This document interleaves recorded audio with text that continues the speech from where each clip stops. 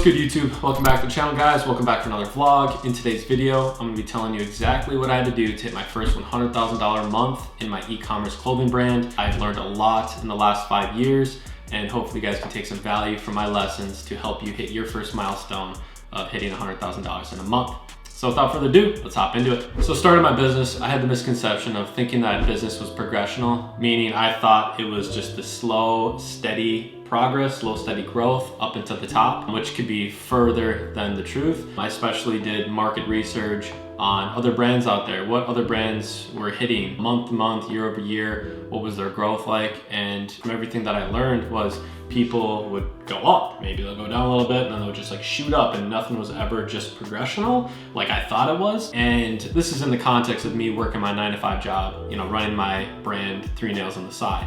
And I was only doing a couple $1,000s a month. And at this time, I was doing everything. I was doing all the packaging orders, I was doing all the marketing, all the customer service, I was doing everything for my company at that time. And then on the weekends, not every weekend, but whenever we had events, I would actually pack up the clothing in my garage, put it in bins, bring it to these trade show events where I would then sell it in person. So I was just trying to do whatever I could to just make money and make sales for the business. We did not make very much money in the first 2 years. In the first year of my business, the first calendar year, I made $14,000. And so moving along from here, as I continued to just do what I could to scale my brand as big as I could by myself, I really hit a limit of $8,000 in a month. I was running ads on my own. I didn't really know how to run ads. I was spending like $5 to $10 a day on just a retargeting pixel. So I wouldn't even categorize that as in like I was running my own ads, because I didn't even know what I was really doing. I just Googled and YouTube how to run Facebook ads. But then at this point, this was right before Black Friday in 2019, I ended up coming across a course on Facebook ads. And before you ask me in the comment section what course it is, the course is not available anymore. The company that had run it has shut down. However, I do have some other suggestions. So if you guys would like to know a reputable course, leave a comment down below and I can definitely let you know of some good courses out there. But anyways, moving forward, so this course ended up being a 6-week course. I was desperate to get this going before Black Friday. And so I stayed up basically all day and night, and I accomplished this course within 3 or 4 days. I can't really remember. And I had everything set to launch our Black Friday campaign in 2019. And so we went from $8,000 in a month, which I couldn't grow past that, to hitting $28,000 in the month of Black Friday, so November. And then from there, had inventory issues. There's different things that happened with the business. One thing that I implemented was pre-orders. So that's something that really helped my company. I started pre-orders 6 weeks ahead of time before I actually had the physical inventory. And I can make a video on that at a later date of showing you guys what we did for pre-orders, because pre-orders literally saved my business in the early days. I would collect money up front, which would help me fund the inventory orders. And I was very transparent with our customer base about, it's gonna take 6 weeks to actually receive the physical product, which people were totally okay with. Once I got product back in, my sales increased again, over $20,000 in that month. And that was just a normal month. That wasn't a big sale like Black Friday or anything.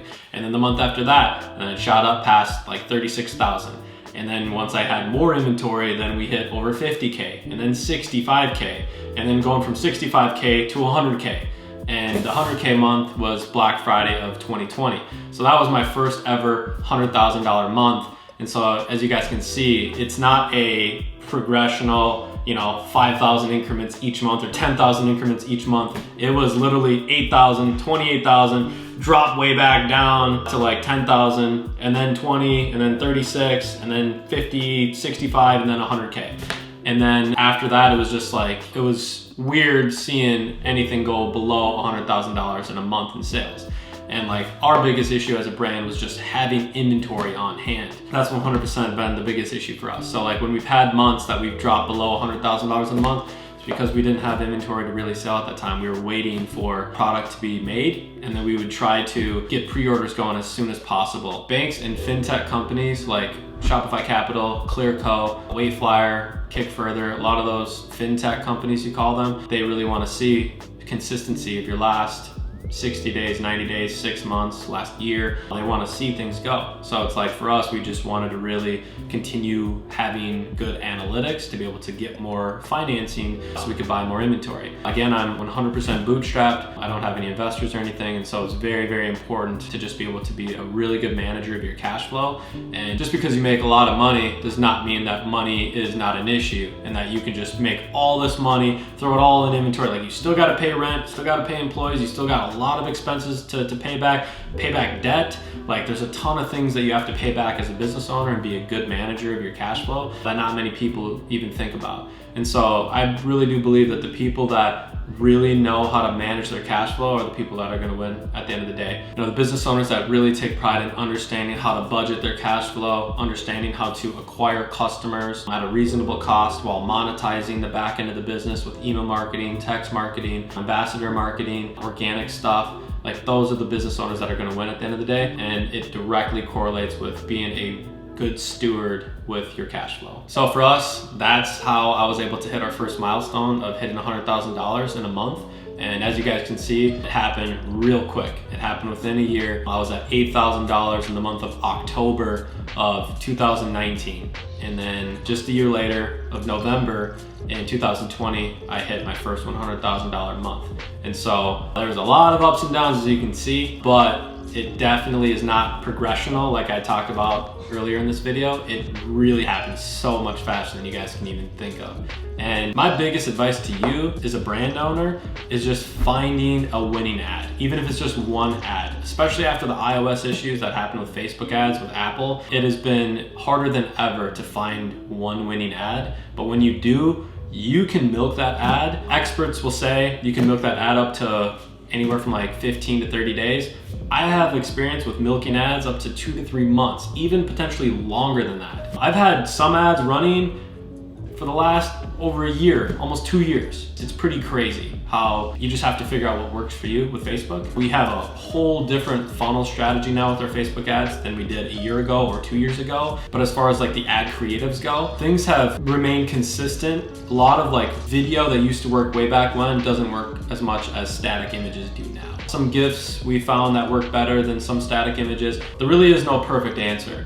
Like some videos work better for other brands and some static images work for other brands. We've seen a mix of both. So going back into it, my biggest advice for you guys in this year, if you're really struggling trying to hit your first $100,000 month, or maybe you're just struggling to hit your first $10,000 month, find a winning ad. Figure out how to test ads. Test out different video ads, make GIF ads, make static images ads. Just test out many different ads, do different copy. You have to just understand that the more that you test, the more likely you are to succeed in this business with paid advertising. And for me, I am forever on the side of paid ads over organic because that's what worked for me. And then you'll talk to some people that are like, no, I'm 100% organic over paid ads, and that's fine. It just, that didn't happen for me. I had more control over creating winning ads and getting positive ROAS to acquire customers into my business rather than waiting around for organic stuff, you know, organic Instagram reels or TikTok videos or YouTube shorts. Those things are good for just brand content and just getting your brand out there. And I know that there's been some brands out there that have had like big success with it, but the brands that I followed and, you know, teachers and mentors that I've spoken to, almost every single one of them has been a huge advocate of paid advertising because there's just more control over it. You can't control if a post is going to go viral or not, but I can control my winning ads and the ads that aren't working well, ads that aren't having a high click-through rate, ads that aren't bringing back a return on ad spend. Kill those ads, the ads that are having a higher click-through rate, the ads that are having more engagement, the ads that are having more conversions. Those are the ads that are bringing back a positive ROAS, and those are the ads that you want to scale. So I have control over that, and that gives me peace at the end of the day. The organic stuff just never, for me especially, just was never something that I could rely on for the growth of my business. That is just branding for myself. So again, just to be crystal clear, paid advertising still is king in this year of 2023. If you guys are struggling with breaking through that big milestone of how to hit your first $100,000 month in your e-commerce clothing brand, my biggest advice to you is to find a winning ad. And once you go from there, milk that puppy as long as you can and try to find multiple winning ads. We've been able to find 2 to 3 winning ads at a time, and then we just just milk all three of those things as far as we can. And then you can't get complacent. You have to keep figuring out different ads to test so that you're never just stagnant. Because if you put all of your eggs in one basket on just the one ad, and that ad doesn't work as well as it did a month previous or a few months previous, like what are you gonna do? You have to run new ads. So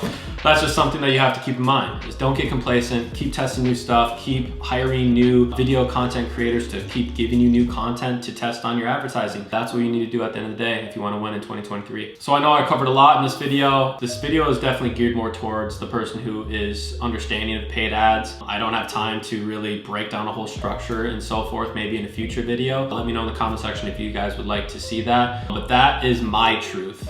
This is what has worked for my brand so easily. That's how we were able to break through our first $100,000 month. There's a lot that goes into it, right? Like, you can't just scale ads if you don't have the inventory. So you need to make sure that you have the financing in order, that you have the cash flow on hand to be able to afford your inventory. You have a team in your warehouse or wherever you're fulfilling orders out of your house. It doesn't matter if you are the fulfillment team. I've done everything, like I said, so I know how that is. So you have to make sure that the back end of the business is there. You have to have the inventory for it. You have to have your systems and processes in place. But when everything is in place, you can run ads, and it's like two dials. When you crank ads and you are getting positive results, the inventory starts to go down. And so you have to be able to figure out a balance of how to crank ads and how to be able to have enough inventory on hand before these things don't balance each other out, and then you're left with zero inventory and you're spending a lot of money on ads, and then you have, diminishing returns. So that is something that you definitely need to be cautious of this year in 2023 as well. But all in all, hopefully you guys got some value out of today's video. If you did, please give me a thumbs up. That's all I ask. It's completely free here. Leave me a comment down below. Let me know what you guys want to hear me talk on next. Love you all. God bless. I'll see you in the next one.